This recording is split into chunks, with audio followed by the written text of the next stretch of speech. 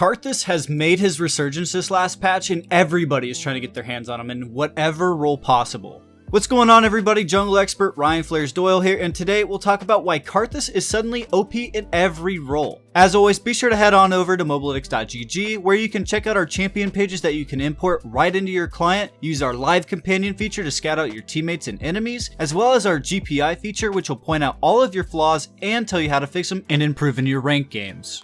So, after the buffs to Karthus on patch 10.14 to his move speed, base HP, and Q damage to champions, which were intended to make him a mid laner again, Karthus has been seeing playtime in every role, with even the pros like Wunder and Whippo trying him out top lane, Cody Sun and Upset have been trying him in the bot lane, and Nemesis and Froggen have playtested a mid lane again, along with Selfmade, Klid, and Santorin going back to playing him as a jungler.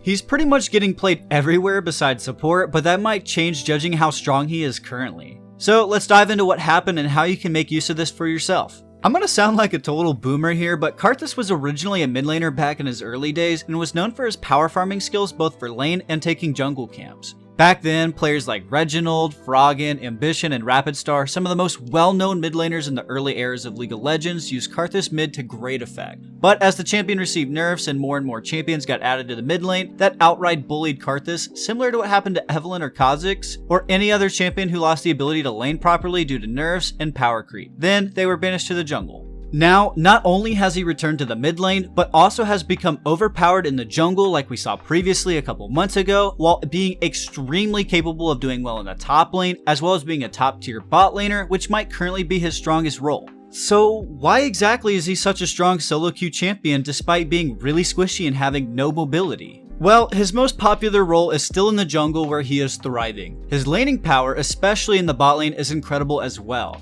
It doesn't seem to matter what role he's played in, Karthus is currently performing and finding wins left and right. The reason he does so well is his consistency as a champion kit-wise, so as long as his numbers are high enough, he will remain a strong solo queue pick. What I mean by this is that his Q's long range, low mana cost, and the high frequency to which you can use it. Its effective range is over 1,000, and the cooldown is just 1 second, meaning regardless of matchup, you will almost always be able to farm and hit almost every single CS or farm in the jungle extremely quickly. And with the buffs to his Q damage to champions, if you're able to hit them when you're dueling, at any point in the game, almost no champions will out DPS you, meaning that even though he is safe and a quick farmer, in every single lane he has kill pressure, even in the early game. But even without landing Qs, the big value Karthus brings to the table in solo queue is his passive and ultimate. His ult is what makes him a god in solo queue, being able to snipe out free kills, robbing people of narrow escapes, or potential 1v1 kills while not sacrificing farm like TF or Galio would, since they have to leave lane. His passive is also important because it means no matter how bad you are at Karthus, you will always do damage. If you mess up on Karthus, get one shot during a Baron fight, it doesn't matter too much because you have 7 extra seconds to output damage no matter what. And an ultimate that will always deal damage to everyone, that can't miss, it can't be interrupted, which is the true charm of Karthus for solo queue. For example, if you mess up on Orianna and with your shockwave, you don't do much in a fight and everyone will spam ping you, or get dove by a fed assassin like Zed and get insta-popped, which now you probably threw and lost Baron off that fight. Karthus, on the other hand, just absorbed all that burst damage and cooldown so his ADC doesn't have to die, and now he will likely still output more damage in the fight than the Zed will, while in his passive and even as a viable strategy for the Karthus to just flash forward in a fight to die closer to the enemy team, meaning no matter how bad you mess up, Karthus will still likely output more DPS than his DPS counterparts. Which leads me to the role he is overperforming in right now, bot lane. So why is he so strong in the bot lane? We already know that he's a strong jungler and has a history of being a solo queue laner, so him coming back in those roles is to be expected, but why is he suddenly one of the strongest bot lane picks? Well, let's think of some of the most common issues marksman players have in solo queue. The Mobalytics experts pinned it all coming down to 3 major things. Feeling like you lost lane due to a support difference or just bad matchups.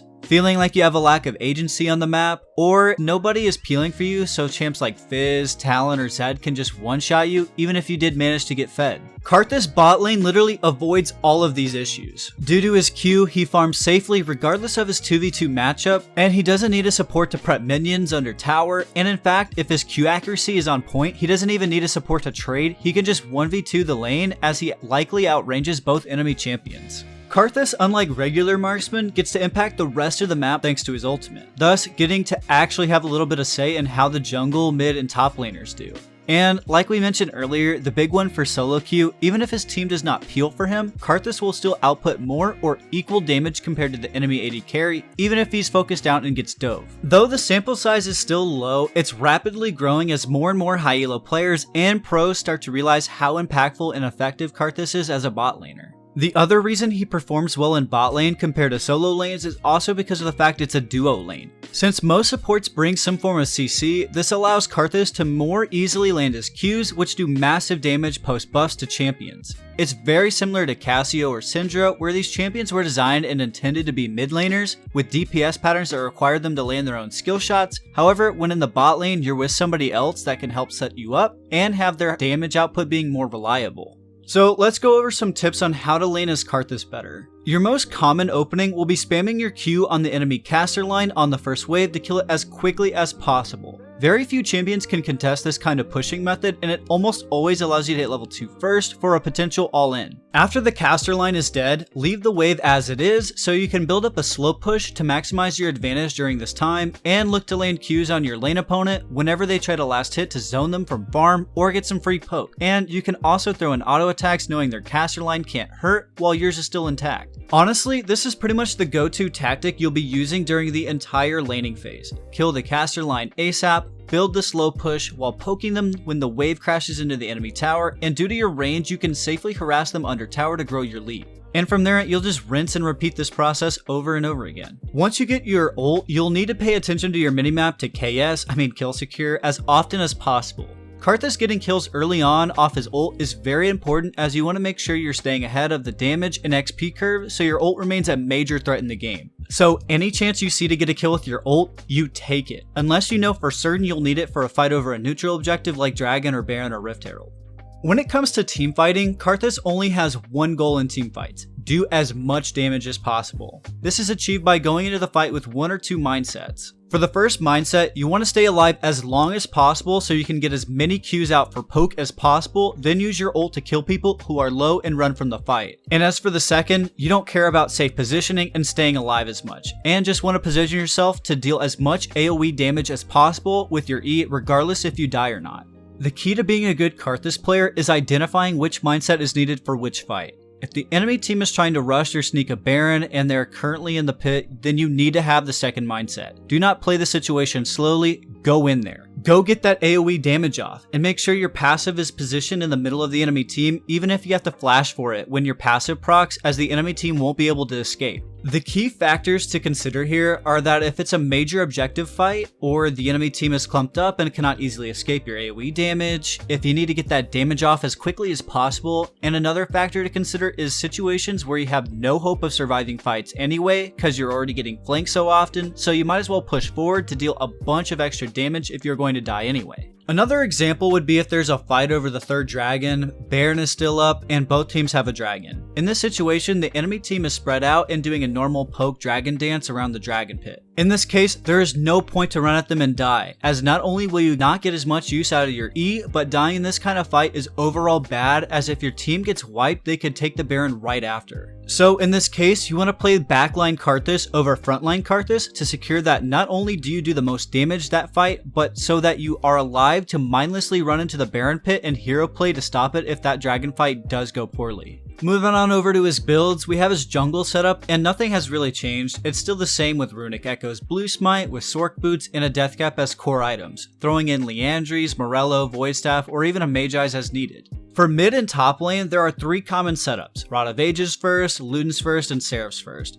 Roa first is statistically performing better and is by far the best choice, as it helps you survive versus the heavy burst nature of mid lane. After that, the common follow-up items are Oblivion Orb into Death Cap or Seraph's into Death Cap. And stat-wise, Seraph's second performs the best when you're able to pull it off, but Oblivion gives you the much stronger mid-game power spike. As for bot lane, Luden's first item performs by far the best, followed by Liandry's with a Void Staff or Death Cap third item. This is because bot lane Karthus values DPS over survivability and can more easily get away with cheating their build like this due to having a support in their lane, as well as marksman not having high burst early game compared to the average mid laner. Karthus in general has weak AP ratios compared to base damage, so pin items like Sorc Shoes are highly valued on him. This means like Oblivion Orb and Void Staff are very strong on Karthus, but so are items that bring in extra damage passives like Ludens or Liandry's. So Oblivion Orb is an amazing item to sit on for Karthus, where Liandry's is an amazing teamfight item for Karthus, whereas Zhonya's is not as core on him as in the past and doesn't need to be built every game. And Deathcap is great on Karthus, but not amazing. Always prioritize a Void Staff over it when the enemy even has just a little bit of MR. For your ability leveling sequence, max Q, then E, then W. Only put a point into your W at level 3 if you are 100% sure you need it for a gank to work. Otherwise, having the extra Q damage is almost always better. Flash and Exhaust for mid and bot lane is amazing on Karthus. Not only does it slow them to make it easier to land Qs, but delays the enemy's burst so they stay longer in your E and gives you more chances to kill with your Q. And it performs much better than TP in most situations, although TP can still be used. And your starting item is just going to be a Doran's Drink 2 health potion start.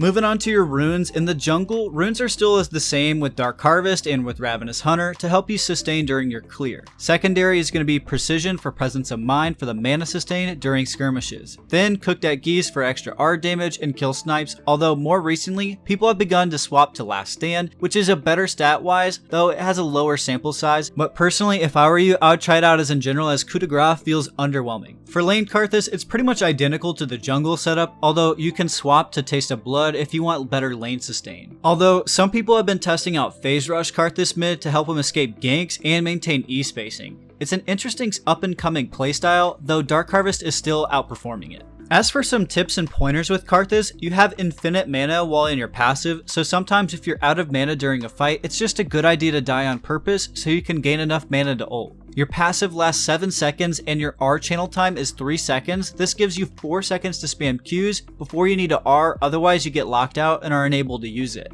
Your Wall of Pain reduces the target's magic resist by 15%, and this includes the entire team. Many people forget about this part. Your Q also reveals the location it detonates in, meaning there's no reason you should ever face check as Karthus. If you are ever scared that a Kha'Zix is waiting for you in your jungle, just Q every brush as you walk by for vision. And landing your Qs can be difficult during a fight, and most people tend to spam Qs as quickly as possible, where this tends to create a kind of rhythm that the enemy can dodge to. One of my personal tricks for landing Karthus Qs is purposefully establishing this rhythm by queuing off CD and continue to do so as long as they're hitting around 50% or more. If you feel like it's below that, the other person is dodging on rhythm and is adjusted to your Q range as well. At this point in time, since Lay of Waste is roughly a 1 second CD, place it to where you normally would aim and delay the Q by just a half a second. This tends to throw the other person off and cause them to dodge into your Q due to the slight pacing change. Now just continue the new rhythm and your next couple of Qs should naturally land before they notice to adjust, and by that time they should already be dead. If you're decently fed on Karthus and an important neutral objective is up versus team comps or champs without sustain, you can just R right away at the start of the fight, and this will drop them low enough that they won't and do not want to contest or enter the fight, either winning you the fight as they don't want to contribute to the team, or the enemy team will just give up the objective knowing they can't win this one, and it's one of my favorite tactics to use. And your E is not a channel, meaning it cannot be turned off by anything. If you use Zhonya's, get Bard ulted, get Malzahar ulted, or even eaten by Tahm Kench, with your E will still be active and deal damage. And lastly, Karthus bot lane does best with crowd control frontline supports like Leona, Nautilus, or to a lesser extent Pyke, as they allow him to easily land his Qs for pretty easy kill setups. And that's all I got for this one, ladies and gents. Thank you all so much for watching. Be sure to subscribe to the Mobalytics YouTube channel, hit that notification bell so you never miss an upload, and as always, be sure to head on down to mobalytics.gg. Again, I've been your host, Ryan Flares Doyle. Be sure to have a wonderful rest of your day, wherever you are at in the world. Be safe out there, remember that you matter, and good luck on the Rift Summoner.